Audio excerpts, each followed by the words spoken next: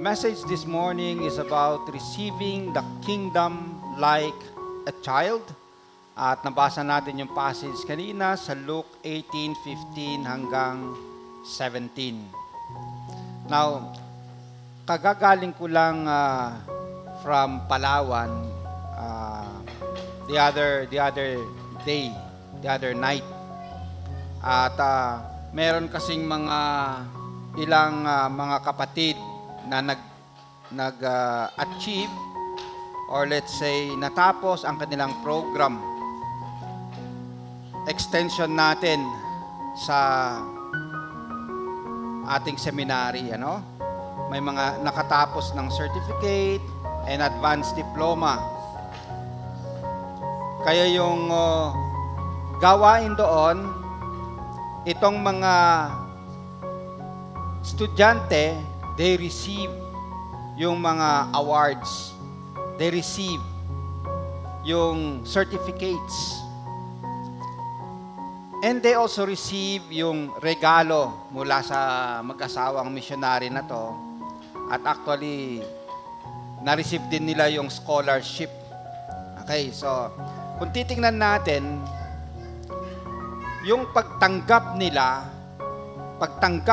ng mga awards, recognition dahil meron silang nagawa, meron silang performance, meron silang achievements. So katulad ng ilang mga nakagraduate sa inyo, you receive dahil meron kayong mga performance, may mga achievements kayo. Halimbawa si Peng few days ago receive the recognition na natapos ng kanyang internship. Okay. Pero dito po sa pagtanggap natin sa kaharian ng Diyos, hindi po performance-based. Okay, ang tawag natin dyan is dahil sa biyaya ng Panginoon na ating inawit kanina, because of God's grace. Kaya kung titingnan natin yung passage natin kanina sa Luke, ito po yung tanong natin, how should we respond to enter God's kingdom? Paano tayo makakapasok sa kaharian ng Diyos? And kasama dito yung si Jesus Christ as King. So how can we receive yung King and the kingdom? Kasama yung ating kaligtasan, kasama yung paghahari ng Diyos sa ating buhay, pagiging Lord of Lords and King of Kings, ngayon at magpakailanman.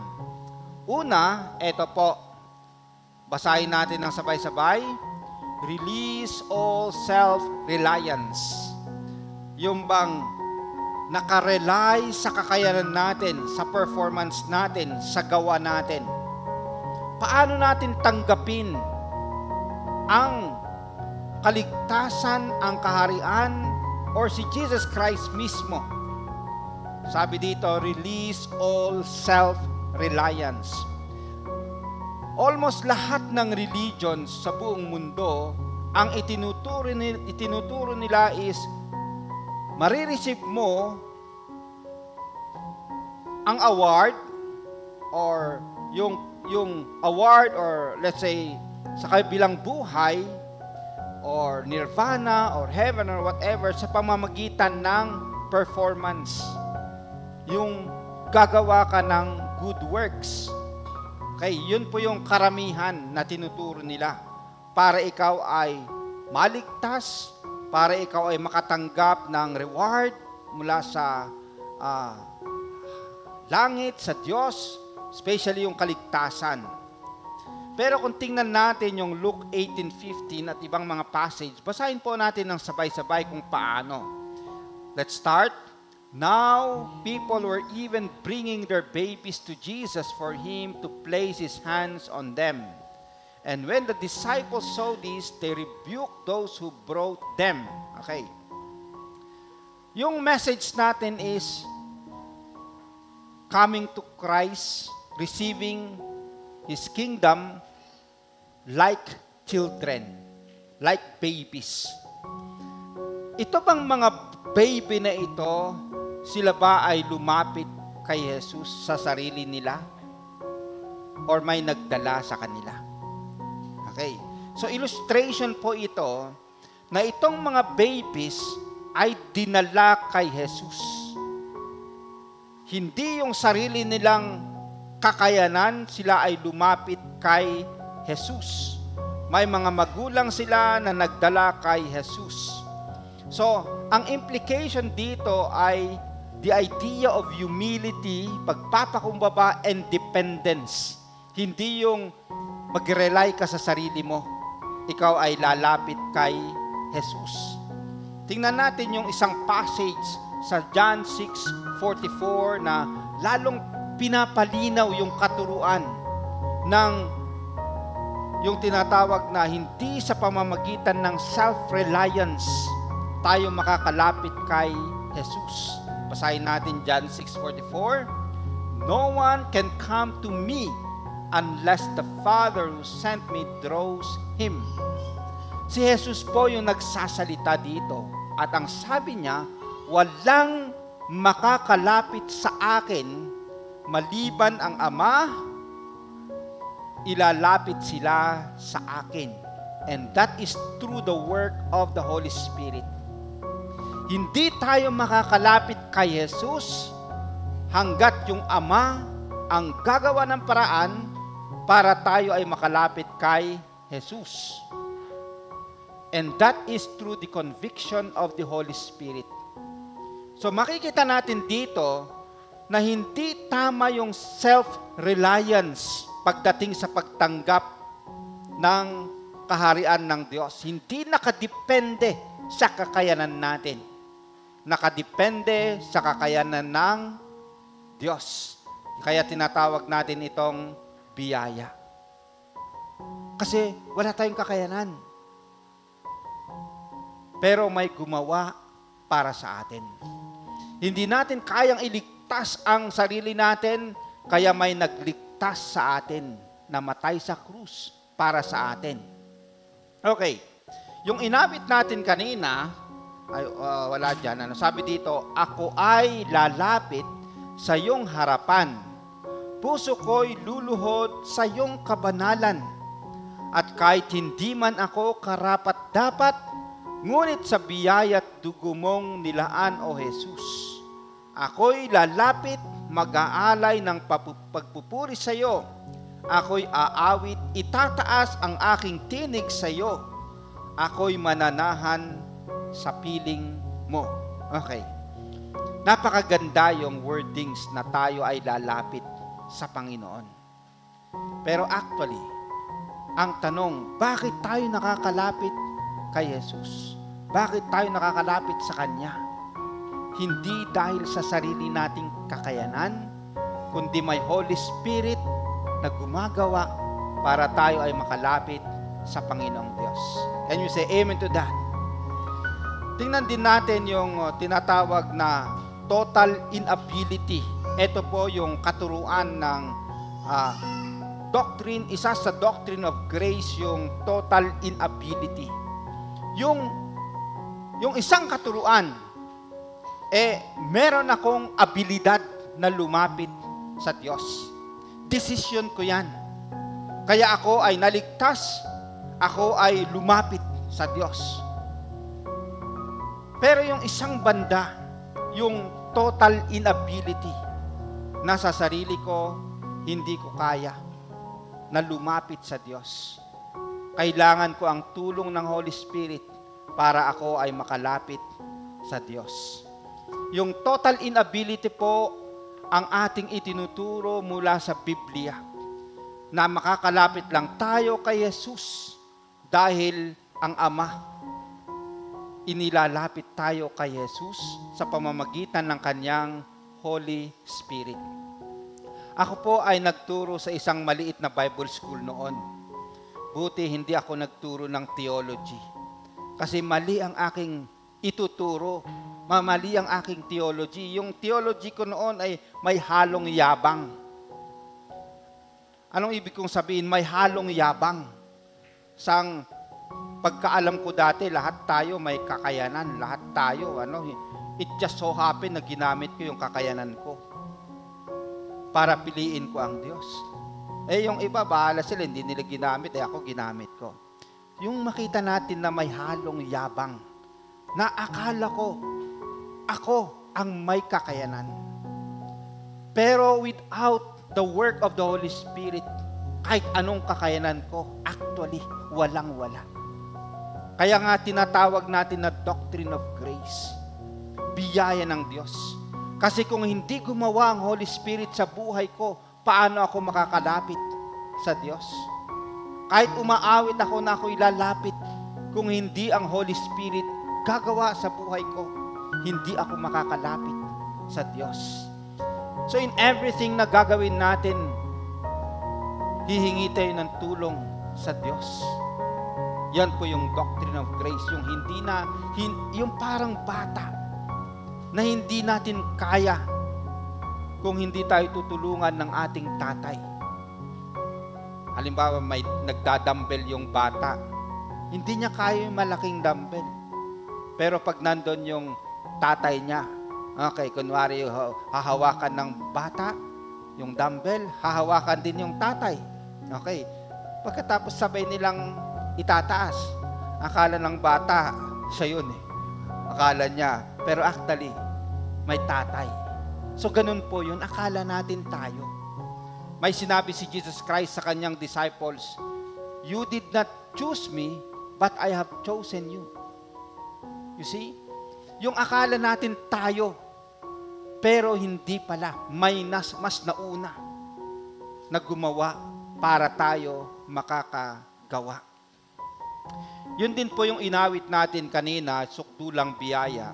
Habang hindi karapat-dapat pag-ukulan ng habag at wagas mong pagsinta, habang walang kakayanan na suklian ka ng mabuti sa lahat mong ginawa.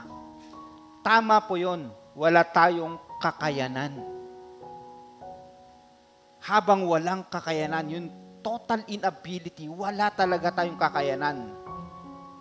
Ngunit, niyakap tayo ng Panginoon. Sabi dito, niyakap mo ako sa aking karumihan, inibig mo ako ng di kayang tumbasan. Hallelujah. Despite ng wala tayong kakayanan, na masuklian siya ng mabuti sa lahat niyang ginawa. Wala talaga. Ngayon, kung meron man tayong nagagawa ngayon, halimbawa, nagpupuri tayo, lumalapit tayo sa Kanya dahil po binibigyan tayo ng kakayanan. And you say amen to that. Kaya kahit sa Old Testament, yung mga nagmamayabang sa kanilang kayamanan, sabi ng Panginoon sa kanila, actually, ako ang nagbibigay sa inyo ng kakayanan to create wealth. Okay? Binibigyan ko kayo ng lakas, ng abilidad to create wealth. So kung doon sa mga aspeto na yon, ang Diyos ang nagbibigay ng kakayanan, how much more sa mga spiritual na aspeto, ang Diyos din yung nagbibigay ng kakayanan. Hallelujah. So, ang response natin po ay pagpapakumbaba na hindi nakadepende sa ating sarili. Hindi yung self-reliance, self-confidence. Hindi po yon. Tayo, God-reliant. Meron tayong confidence sa Diyos. Pangalawa po, respond to Jesus' welcome. May welcome po si Jesus sa mga bata. Basahin po natin yung sabay-sabay. But Jesus called the children to him and said, "Let the children come to me and do not hinder them, for the kingdom of God belongs to such as this." So ang welcome dito ni Jesus Christ is, let the children come to me. Ngayon, sa harapan ng Diyos, bata pa rin tayo. Kahit nasabihin natin 60, 50, 70, bata pa rin tayo. Welcome pa rin tayo sa Panginoon. Let the children come to me. Yung aking mga anak nung sila ay maliliit, Pag halimbawa nauntog or nadulas, pagkatapos tatakbo, yayakapin yung tatay or nanay, tapos ang aking gagawin nasaan yung masakit? Ikikiss ko yung masakit. Wala na. Okay. Ganun lang kasimple. Ganun lang kababaw ang mga bata. At yun po yung nais ng Panginoon sa atin. Just come as we are. We are children in God's eyes. Sa John 1:12-13, basahin natin ng sabay-sabay. But to all who received Him, who believed in His name, He gave power to become children of God, who were born not of blood, nor of the will of the flesh, nor of the will of man, but of God.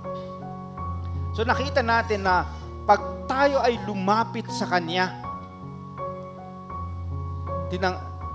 tanggapin siya, manalig sa Kanya, sabi dito, He gave power to become children. Okay. So, mga bata pa rin tayo sa harapan ng Panginoong Diyos as children. Kaya yung awit na ito, gusto ko yung awit sa next na slide. You will always be a child in my eyes. Kung wari ang Panginoon daw yung nagsasalita. You will always be a child in my eyes. And when you need some love, my arms are open wide. And even when you're growing old, I hope you realize you will always be a child in my eyes. So kahit si Tatay Bert, ilang taon na siya? 80 plus. 90 na. Oo nga, happy birthday bukas, 90. Kahit 90 years old, bukas. Sa harapan ng Diyos, I hope, sabi dito, you realize you will always be a child in my eyes. Sa harapan ng ating Ama, dakilang Ama. We are children, Kanyang mga anak. At nandyan lang siya, nalalapitan natin. So, He welcomes.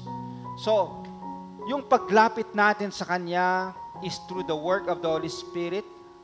Then, at the same time, ito rin yung nais ng Panginoon sa atin na makalapit sa Kanya.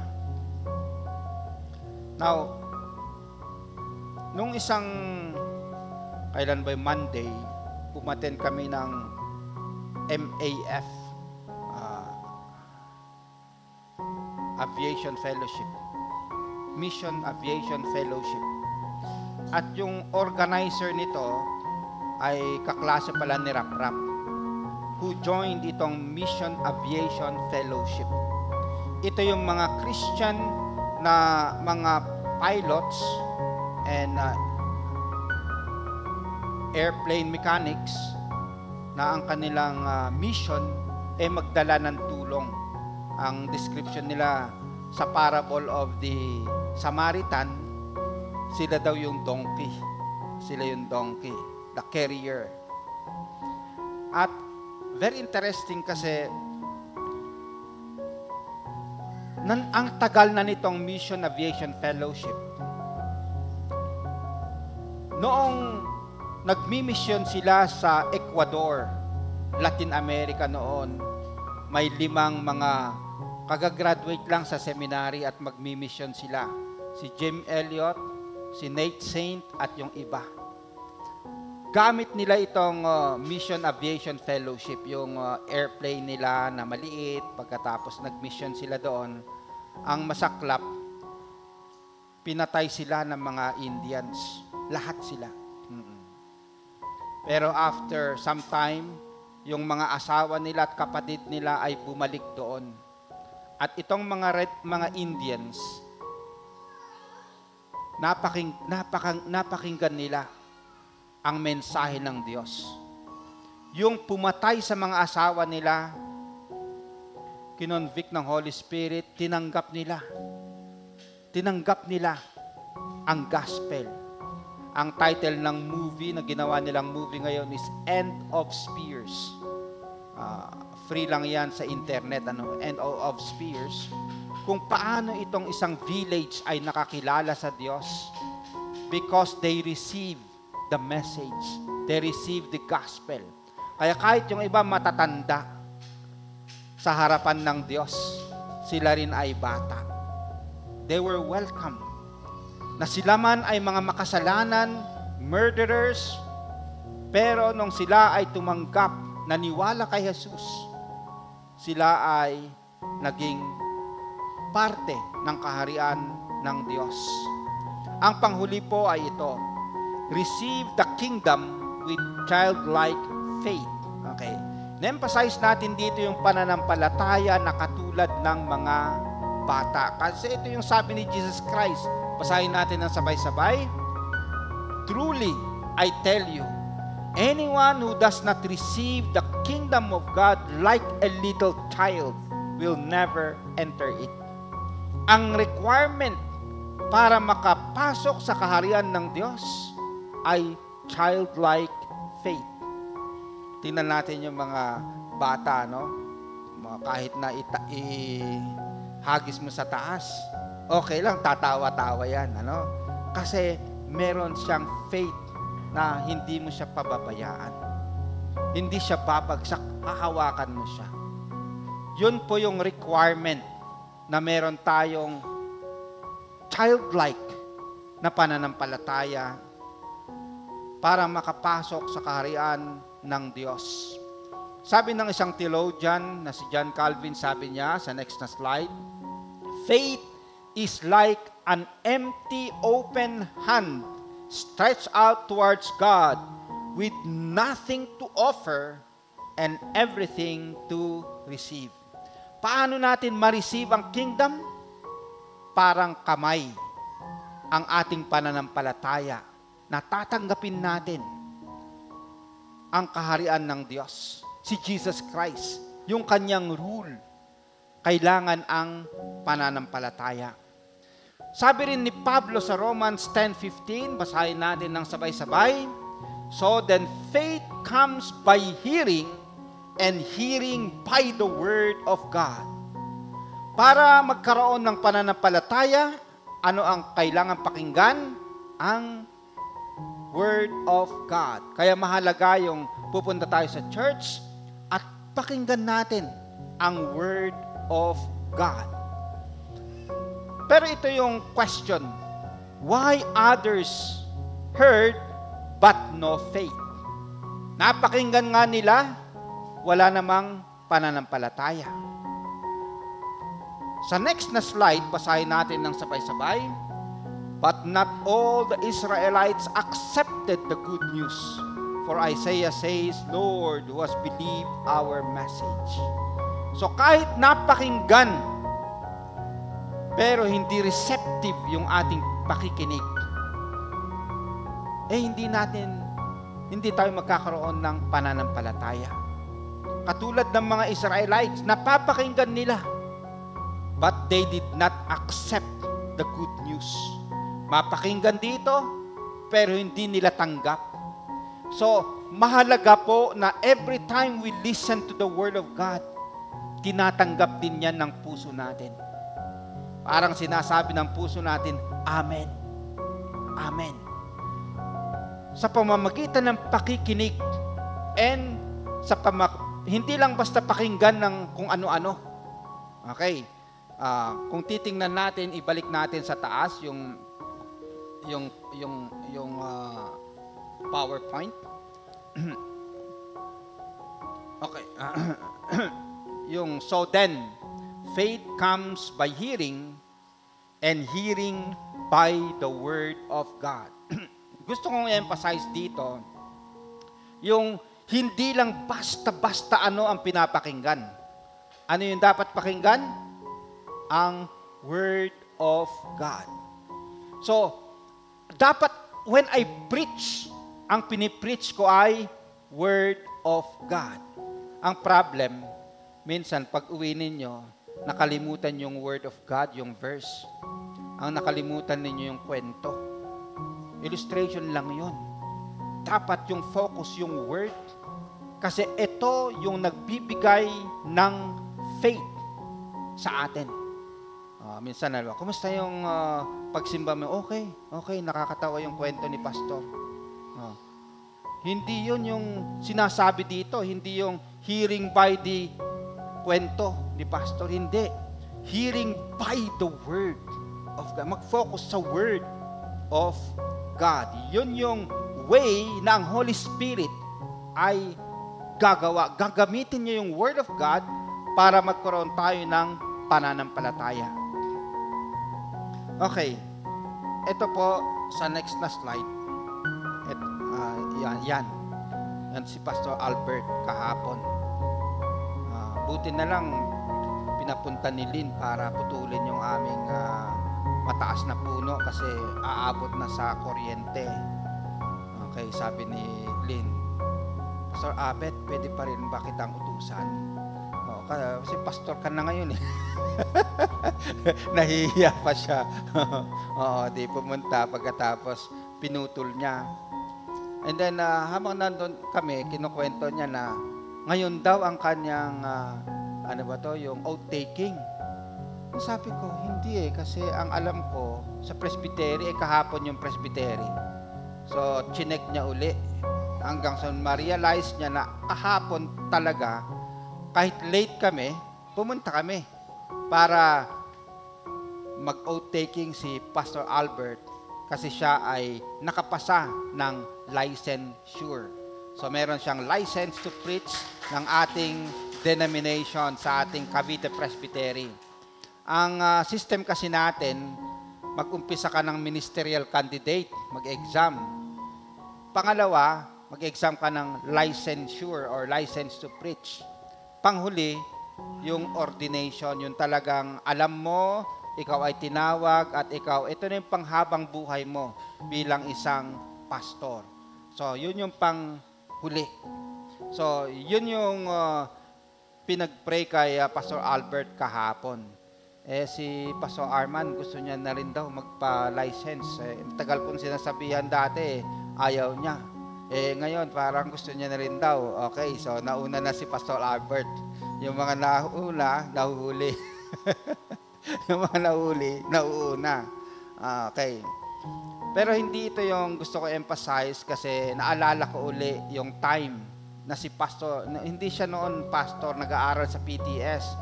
Nung dumating sa akin, ang akala ko maging boy. Yung sabi niya mag-a-apply daw siya na boy sa PTS. Sa akin, utus-utusan ko lang kung anong gagawin niya sa bahay.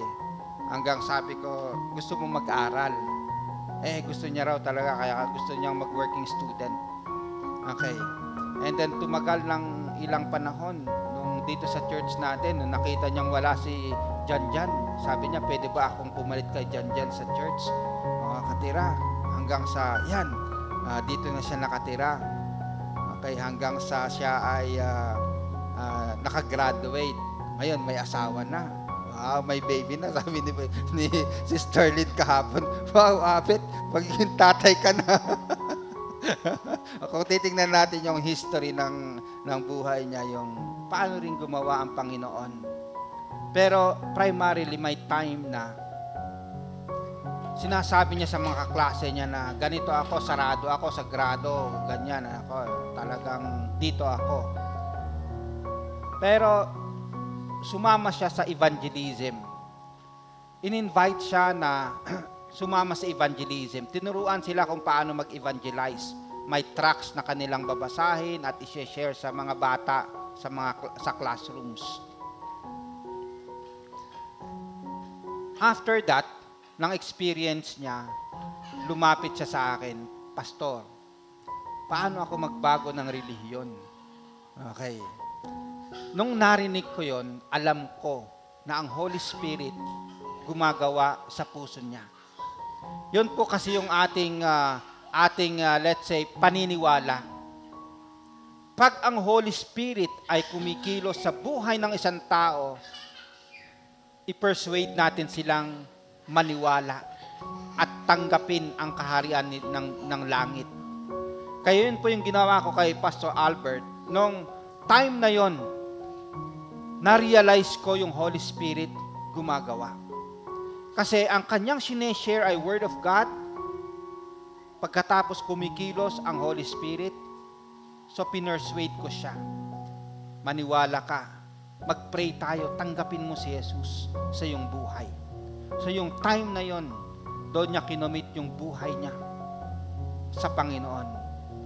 Mula noon hanggang ngayon, alam ko hindi siya nagsisisi sa ginawa ng Panginoon, sa naging desisyon niya na tanggapin at paglingkuran ang ating Panginoong Diyos. Mga kapatid, ito po yung mensahe ng pagpasok sa kaharian ng Diyos. Kailangan natin maging katulad ng mga bata, dependent sa work ng Holy Spirit, dependent sa Word of God, mapagpakumbaba na wala tayong kakayanan, lalapit lang tayo sa Kanya. Pakinggan ang Kanyang salita.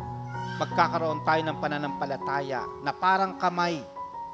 Walang maibibigay sa Diyos, pero lahat pwedeng tanggapin. Can you say amen to that?